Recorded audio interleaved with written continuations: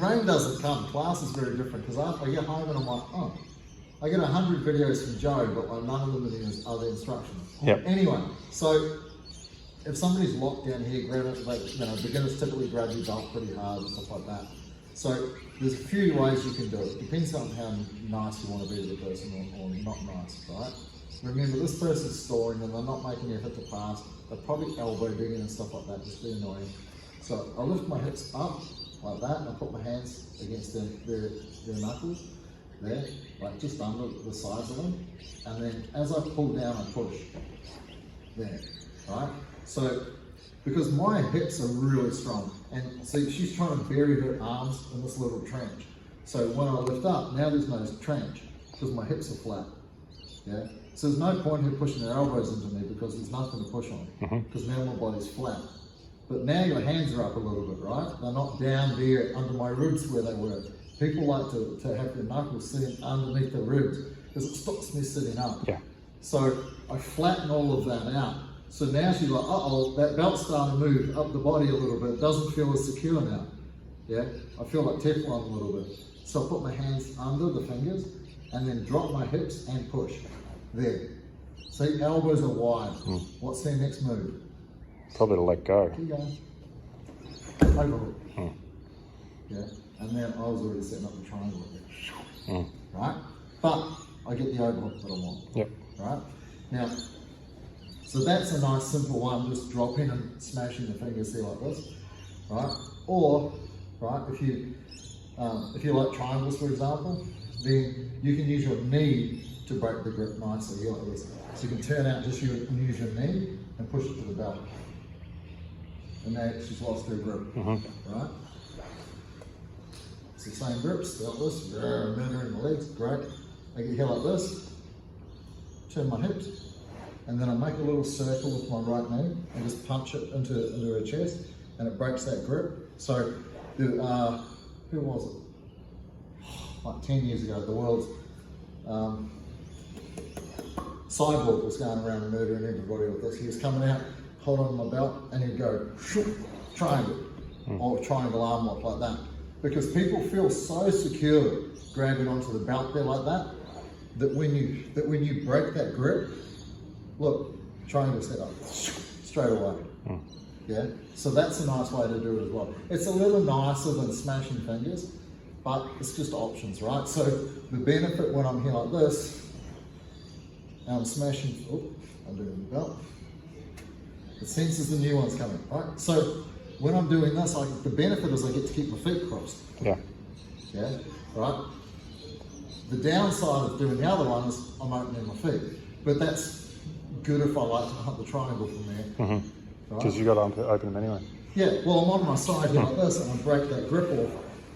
And because the person invests so much in their grips. Yeah. And they should, right? So this is what she should be doing inside the guard, right? That most people find very difficult. Your posture should not be decided by your hands. Yeah? Right? So, don't fall forwards. Don't fall forwards. Okay? Now put your hands behind your head. And I'll do the same. Okay, so instead of your hands, if your hands are your balance, yeah, and you get very secure about this grip, your core turns off and your postural muscles on there go to sleep because the hands say, look, I got this, I don't need you, yeah? But what if I want to slap you in the face? Twice. Mongolian slap, see, now you got no balance, right? So, I want you to squeeze my body gently with your knees there, hands behind your head. I want you to curl your lower pelvis, no? That's what most people do. When they think of posture, hands behind your head, they arch their lower back. Do what you just did, no, do what you do, yes. That's what most people think posture is, but now my heels can dig into her lower back and get really good leverage. Do it, yes. See, now that she's starting to push my feet apart just by stretching her lower spine. So, do that. No, the correct one. Yes, you don't have to slump. You can just sit back a little bit, yes, and sit your pelvis down. Perfect. Right there. Hands behind your head. Gentle squeeze. I'm going to pop a foot. Can't move it. So, when I'm here like this, do it. Just gentle knee squeeze. Good, so you're controlling my hips. Mongolian chop. See? Hook.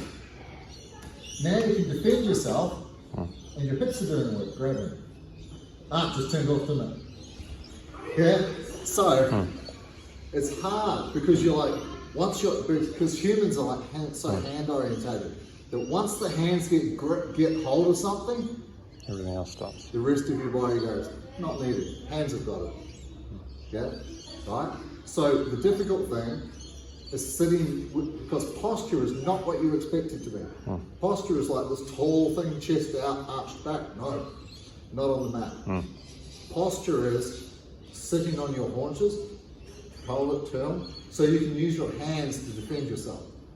So when I'm here like this, and people are not Mongolian chopping you, but what might they do on the mat? Try and grab your lapel. So you can do here, just keep your hands in front of you. So this, so pots, no. Yes. See, while you're doing that, your hands are free, and I'm trying to grab you and you can hand fight. Yeah? I'm going to chop, right? Right?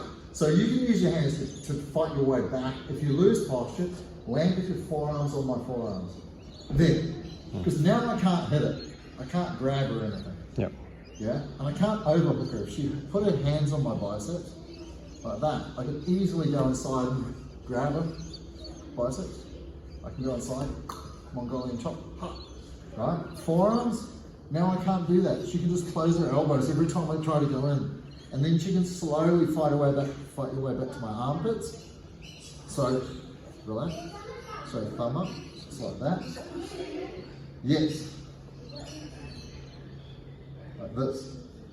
Like an upside down karate chop, like that. That's good, because now you can start working your way back, then you can go to hand to the middle, here like this, and then now you've started to fight your way up, knees together, posture down, squeeze, curl, relax your hands, because you don't need them anymore. Yeah? So your hands should be 10 or 15% of your posture. It's really just to stop me sitting up. Because once I can't pull her down with my legs, I have to try and climb up it. Yep. And I try and sit up, and your hand is just to hold me down. Yeah? Yep. Right? Yep. And so when it comes to trying to fight the person inside the guard, most of the time, as the guard fighter, you'll be aware. You'll feel with your feet straight away whether they're doing posture correctly or not. Yep. Because you'll feel the stretching of your ankles if they're doing it right. Yeah. So if they're doing it correctly, right? If I'm here like this, I can't pull it forwards and I can't get the grips that I want. What do? Sit up. Or if you can't get the grips, move make around. space here, move space. I treat it like a jungle gym. Yep. Yeah. So I don't try and do either of those two things. I have to change angle, but I can't break her posture. Yeah. So I'll get here and I'll just grab and start moving around the person. Because if they're not moving, I'm going to move. Yep. Yeah. Yeah. Very good. But it's an awesome thing. If this person just sitting there with their pelvic, doing their pelvic tilt correctly, good posture, yeah, not typical posture, Jiu Jitsu posture, it just destroys the guard fighter. Yeah. Yep.